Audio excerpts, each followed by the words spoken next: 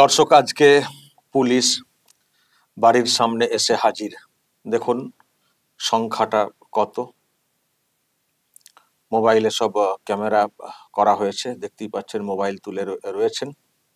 আসলে নোটিশ দিতে এসছিলেন, তো সেই নোটিশ দিতে এসে ওই যে সই করানো হয়েছে, আমার ওয়াইফ সই করে নোটিশ নিয়েছে, তো সেটাকে ভিডিও ক্যামেরা করা হয়েছে, আরো সব ক্যামেরা করা হয়েছে। তারপর তারা এখান থেকে গেছেন। একটা নোটিশ দিতে উর্দিধারী 4 জন তো নাকি, আর একজন অন্য। নোটিশ দিতে এই যে দুটো আছে কপি, মানে একই ব্যাপারে দুটো পৃষ্ঠা। তো এই নোটিশটা দিতে 4 জন উর্দিধারী, একজন সিভিল ড্রেসে এসেছিলেন বাড়ির সামনে। বিরাট ব্যাপার। এবং প্রথমে ঘর খুলতে বলা হয়েছিল, ঘরটাকে খুলুন। তো আমার ওয়াইফ বলে যে কেন ঘর খুলবো, না নোটিশ আছে। নোটিশ আছে, দিয়ে দিন, এই তো মানে জানালা দিয়ে দিয়ে দিন, না আপনি ঘরটা খুলুন না, আপনি কি বাইরে বের হন না? তখন ওয়াইফ বলে যে হ্যাঁ, বাইরে তো বের হয়, তো আপনার তো নোটিশ দেওয়াটা দরকার, তো আপনি নোটিশটা দিয়ে দিন। না খুলুন, দেওয়ালে চেটাতে হবে। প্রথমে আমার খোঁজ করা হয় আমি আছি কিনা, তো তারপরে বলা হয় যে দেওয়ালে চেটাতে হবে। তো বলে ওয়াইফ বলে যে এই তো এত দেওয়াল দেখতে পাচ্ছেন, চিঠি দিয়ে চলে যান না। আসলে আমার ওয়াইফও না মোটামুটি এইসব দিক দিয়ে শক্তপোক্ত হয়ে গেছে। তো নিজে জেল খেটেছে না, তাকে তো জেল খাটানো হয়েছে না অহেতুক। সেখান থেকে মন শক্ত হওয়া, তারপরে এইরকম নোটিশ তো কত। আমি তো বলবো আজকে যে নোটিশটা এসছে, যে নতুন কেসটা, এটা নিয়ে মনে হয় 27 হলো। 27, মানে আমার জানা 27। আমি জানি না অজানা আর কোথাও রয়েছে কিনা। অনেক সময় কেস ঠুকে দেওয়া হয়, বলা হয় না, পরে সেটাকে আরো জটিল করে ধরার চেষ্টা হয়। মানে নোটিশ পেয়েছি এইরকম মিলিয়ে মোট 27 মোটামুটি চলে এসছে। তো অভ্যস্ত তো হয়ে গেছে ওয়াইফ, যে নোটিশ আসবে, শক্ত কণ্ঠে বলতে হবে আর একটা সই করে নিয়ে নিতে হবে। তাই নিয়েছে। তো তারপর বলা হয় যে না, বাইরে ভিতরে না ঢুকলে ক্যামেরা করতে হবে। বলেছে ওয়াইফ যে ক্যামেরা তো আপনি জুম করেও ক্যামেরা করতে পারেন, আজকালকার যুগে ভিডিও করার কোনো সমস্যা, দিন না এখান থেকে। তারপরে উনি কাউকে ফোনাফোনি করেছেন, ফোনাফোনি করার পরে রাজি হয়ে যান। তখন আবার ওই জানালা দিয়েই নোটিশটা দিয়ে একটা কপিতে সই করিয়ে ওনারা ফিরেছেন। কোন থানা? চুচুড়া থানার পুলিশ নোটিশ দিতে এসেছিল। আবার কি করলাম রে বাবা চুচুড়াতে। তো একটা ভালো কাজ করেছে পুলিশ, আমি এবারই প্রথম দেখলাম। এটা একটা ভালো জিনিস, এটা করে দিলে খুব ভালো হয়, আমাদের বুঝতে সুবিধা হয়। এখানে খবরের লিঙ্কটা দিয়ে দিয়েছে।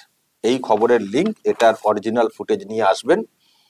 আর কে ক্যাপচার করেছেন, মানে যিনি ক্যাপচার করেছেন ভিডিও, তার কথাও বলা হয়েছে। তো মানে এইসব আর কি, আরো কিছু ডকুমেন্ট নিয়ে আসতে বলেছে 3 দিনের মধ্যে। চুচুড়া থানা, আইও হচ্ছেন সমীর কর্মকার। মানে একটা খবর হয়েছে, তার লিঙ্ক দেওয়া হয়েছে, তার ডিটেলস ওনারা জানতে চান, অরিজিনাল ফুটেজ বা যিনি ক্যাপচার করেছেন এইসব নিয়ে টিয়ে, এইসব ব্যাপারে ওনারা সব জানবেন টানবেন। তো আর কি সেজন্য তলব করা হয়েছে থানাতে 3 দিনের মধ্যে, অফিসে, Chandannagar police commissionerate, Chuchura police station, Chandannagar police commissionerate. তো আমি দর্শক এই কপিটা পেয়ে তো দেখতে শুরু করলাম, কি আবার খবর করেছিলাম। তো লিঙ্কটা একটু খুঁজলাম, খুঁজে মানে যেটা দেখলাম দর্শক, এই খবরটা। পুলিশকে ধরে বেধড়ক মার চুচুড়ায়, হাই হাই পুলিশকে পালিশ, পুলিশের একই হাল, দায়ী কে দেখুন বলে আমি একটা খবর করেছিলাম দর্শক, এবং বেশ ভিউ হয়েছিল, অনেক মানুষ দেখেওছেন। 2 সপ্তাহ আগে, সম্ভবত 12ই আগস্ট। তো ভিউটা তো এখনই দেখতে পাচ্ছি 6,56,000 ইউটিউবে। ইউটিউবে এই ভিউ মানে অনেক। ফেসবুকের সঙ্গে ভিউ তুলনা করলে হবে না, ইউটিউবে এটা মানে অনেক ভিউ, নিশ্চয়ই আপনারা বোঝেন।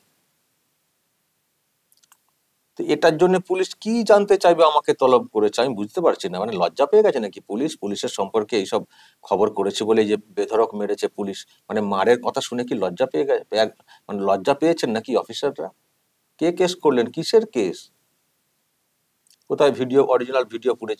আরে ভিডিও তো দেখতে পাচ্ছেন ভাইরাল হিসেবে খবর করেছে, তো ভাইরাল তো এখনো লেখা রয়েছে। ভাইরাল ফুটেজ মানে কত আসে, সমস্ত মিডিয়া ভাইরাল ফুটেজ চালায়। ভাইরাল মানে ভাইরাল, কে তুলেছেন কে পোস্ট করেছেন প্রথমে এটা জানা সম্ভব না, ভাইরাল তো ভাইরাল। তো কে ক্যাপচারের ব্যাপারটা আমরা তো আমাদের পক্ষে বলা সম্ভব না।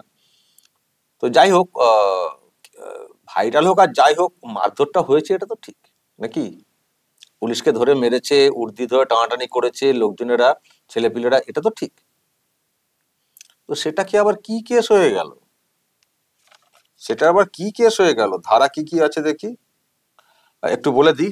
ধারা যেসব দেওয়া হয়েছে, 353(1)(b), 353(2), 352, 356(2) BNS 2023। তার মানে ওই আর কি, মিথ্যা প্রচার, গুজব রটানো, এইসব আর কি ব্যাপার স্যাপার, ভুয়ো আর কি, ভুয়ো ব্যাপার স্যাপার বলার চেষ্টা হয়েছে। তারপরে সম্মানহানি, এইসব ব্যাপার, অসম্মান করা। কি করেছি? এই যে ভিডিও সামনে এসছে এটা ভুয়ো, অবশ্যই এটা আমি ভাইরাল হিসেবে পেয়েছি, ভাইরাল হিসেবে। তবে আমি এটাকে সামনে আনার পরে আমি দেখেছি আরো অন্যান্য মিডিয়াও এই খবরটা করেছে, বড় বড় যেসব মেইন স্ট্রিম মিডিয়া আছে তারাও দেখেছি খবরটা করেছে।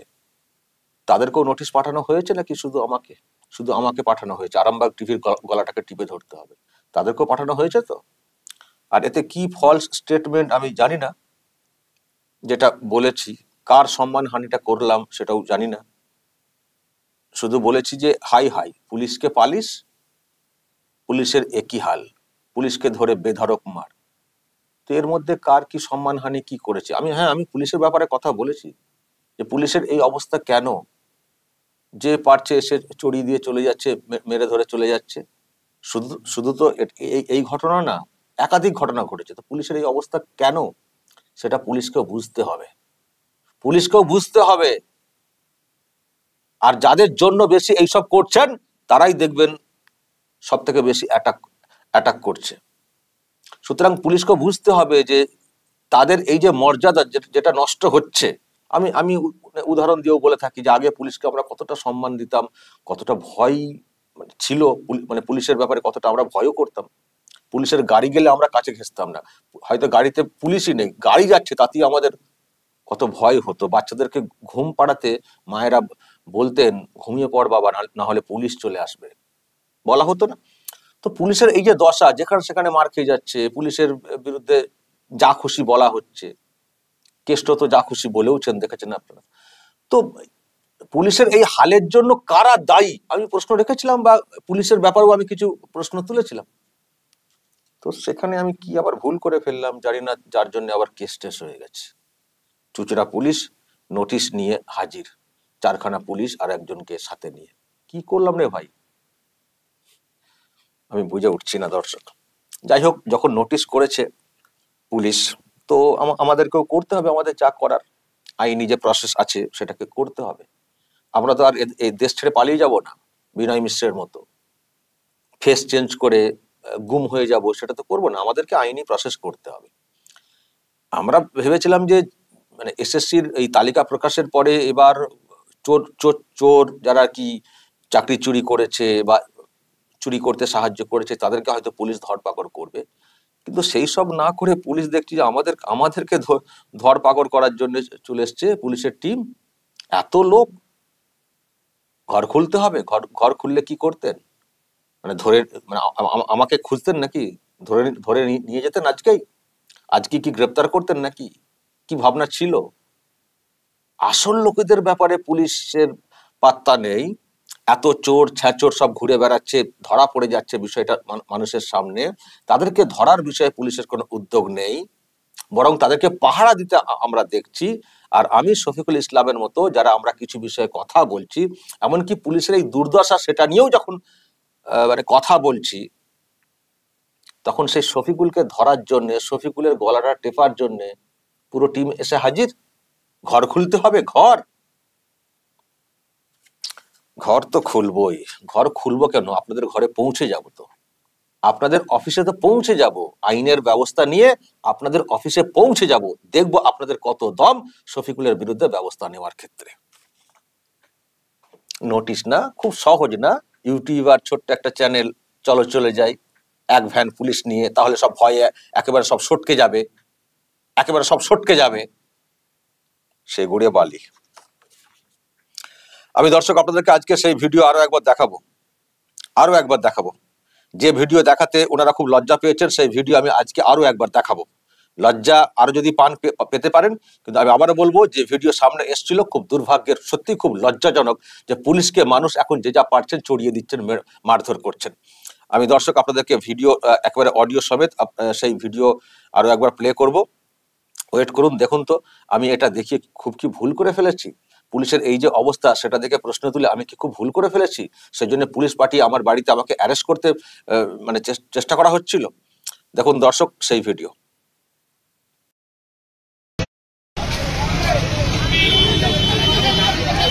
ভাই কেন মারলো তোমাকে? কেন মারলো? ও হেলমেট পরেছে, পুরো লাইসেন্স দেয়, একটা জাঙ্গিয়ার মতো পড়েছে, গলাতে আমাকে অ্যাটাক করেছে।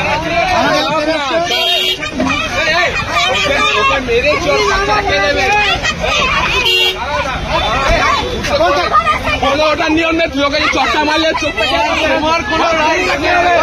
কোনো কি হবে? ওইটা কি হবে?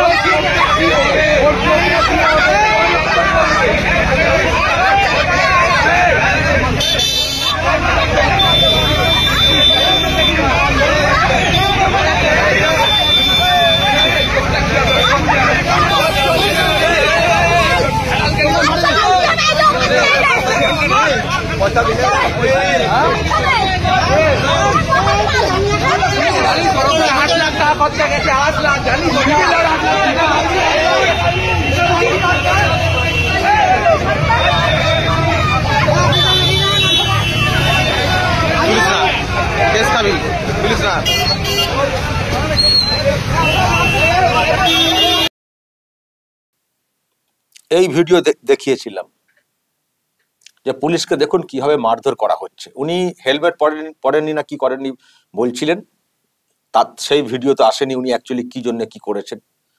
তো তারপরে যে ভিডিওটা এসেছিল ওনাকে ধরে ওই যে মারধর করা হয়েছে, মানে বলা হলো, বলে ওনাকে আবার ঘুরিয়ে হেনস্থা করা। তো পুলিশকে এইরকম মারধর করা হচ্ছে, পুলিশের কাজকর্ম নিয়ে প্রশ্ন আমিও তুলেছিলাম, এবং যে ঘটনা ঘটেছে এটা কি করে ঘটছে, কেন ঘটছে, পুলিশের ওপরে চড়াও হওয়ার এই সাহসটা আসে কোত্থেকে, এইসব নিয়ে প্রশ্ন তুলেছিলাম এবং আমি অবশ্যই সেই প্রশ্ন তুলি যে এই যে বিষয়টা আমরা দেখতে পাচ্ছি এর জন্য পুলিশ নিজে কতটা দায়ী। তো এই প্রশ্ন তুলেছি বলে পুলিশ ভ্যান পাঠিয়ে আমাকে মানে পুলিশ তুলতে পাঠিয়ে দিল, বাড়িতে পুলিশের একটা টিম পাঠিয়ে দিল থানা। কেন ওটা দেখিয়েছি বা কেন এইসব বলেছি? হ্যাঁ, লজ্জা লাগে না পাবলিকের হাতে এইভাবে মার খেতে? পাবলিক ঘাড় ধরে টেনে নিয়ে চলে যাচ্ছে, উর্দি ছেড়ে দিচ্ছে, লজ্জা লাগে না? এটা নিয়ে ভিডিও করেছি, প্রতিবেদন তৈরি করেছি বলে আরামবাগ টিভিকে নোটিশ পাঠানো হচ্ছে? আমি অসম্মান করেছি? আমি ফেক ভিডিও দেখিয়েছি? ভুল তথ্য আমি পরিবেশন করেছি? দেখবো কি প্রমাণ করতে পারেন, আমি দেখবো।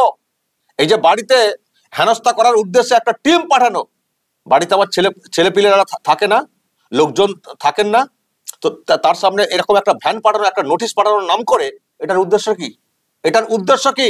কেন এত হেনস্থা করবেন আমার পরিবারটাকে? আর কত করবেন আপনারা? লজ্জা করেন আপনাদের? 26 থেকে 27 খানা কেস দিয়ে দিলেন, পেরেছেন আমার বিরুদ্ধে একটা কেসও প্রমাণ করতে আমি দোষী? পেরেছেন? তো কেন এসব করছেন বারবার? কি ভেবেছেন আপনারা? কি ভেবেছেনটা কি? যা খুশি না? যা খুশি আমিও দেখবো, আমিও দেখবো। আইনের রাস্তাতে তো আমিও হাঁটবো।